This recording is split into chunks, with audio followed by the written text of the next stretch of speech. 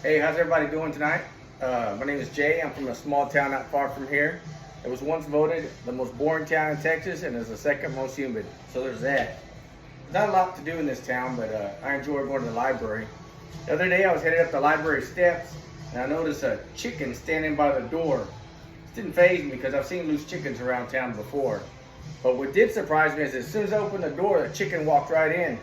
Walked right up to the library desk. The librarian gives him a book, he takes it in his beak, turns around, he heads towards the door.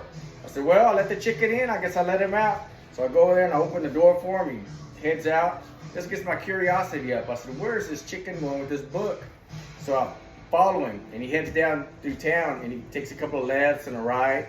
Finally comes to this pond. There's this big old bullfrog at the edge of this pond. That chicken walks right up to that bullfrog with that book and he sets it down and he tells him, book, book. And the frog says, ready, ready. I enjoy coming to Corpus, listening to some live music, drinking a few beers. Last time I came, I was at this bar and I was standing next to this guy and he seemed like he's a little intoxicated. Kind of kept bumping into me. So I kind of move out of the way and give him a little bit of room. And I look down at the end of the bar and there's this woman, she's trying to get the bartender's attention. And I noticed she's got like a lot of hair under her arm. The bartender's down there by us. The drunk guy, he taps the bartender on the shoulder and he says, get that ballerina down there a drink on me. So the bartender heads down there. I lean over and I ask him, I says, hey, how do you know she's a ballerina? Well, she must be a ballerina to be able to lift her leg up that high. I'm an electrician in this town. It's not the most exciting job in the world. But let me just give everybody an FYI statement. If a repairman comes to your house, there's no need to follow him from room to room to try to help him figure out what's wrong. I hate when people get right up next to me and then they want to tell me about how they've been shocked in the past. One guy told me that he once jabbed a fork in an electrical outlet. I said, I don't know what to say to that. I was hoping it was when he was little, not last week or anything. One guy told me that he pissed on an electrical fence one time. I said, let me guess, you were drunk. He said, yeah, how did you know? I said, because nobody pisses on an electrical fence sober. I said, you never heard that saying? Once when I was young and had no sense, I took a whiz on electric fence, hurt real bad, shook my balls, I took a crap in my overalls. He said, no. I said, well, you heard it now, pass it on. I got a good friend of mine I work with. We call him Three Gone, because he lost 3 fingers on his right hand in an electrical accident.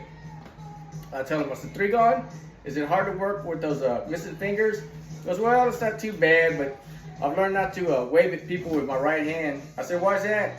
Because people think I'm giving the hang loose sign. I've gotten the hang loose sign back. I've gotten the peace sign. Or somebody shouting the devil horns up to me.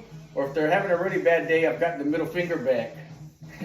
Poor Three Gone. He's a good guy. Customers are always worried about price. Some more than others. I had a guy call me the other day and he says, he goes, I need to get my meter can replaced. The power company came out and they said they're going to turn my power off tomorrow if I don't get it replaced. I said, that's weird. I said, they usually give you like a 2 weeks notice on something like that. He said, they did. 2 weeks is tomorrow. I said, okay. And he asked me, he goes, how much do you think it's going to cost me? I said, well, you live in the city, you're going to have everything up to code, a new riser, a panel, reground it.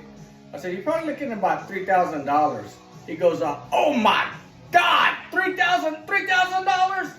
I said, yes, sir, $3,000. Oh my God. And I hear like a banging, like he's banging on the table or he's hitting the floor with his foot. $3,000. Finally, he hollers over at his wife, Mabel, $3,000. Oh my gosh, she goes up, $3,000. Now imagine they're running around the house, $3,000. I said, well, this is probably a no sale. I was thinking about hanging up.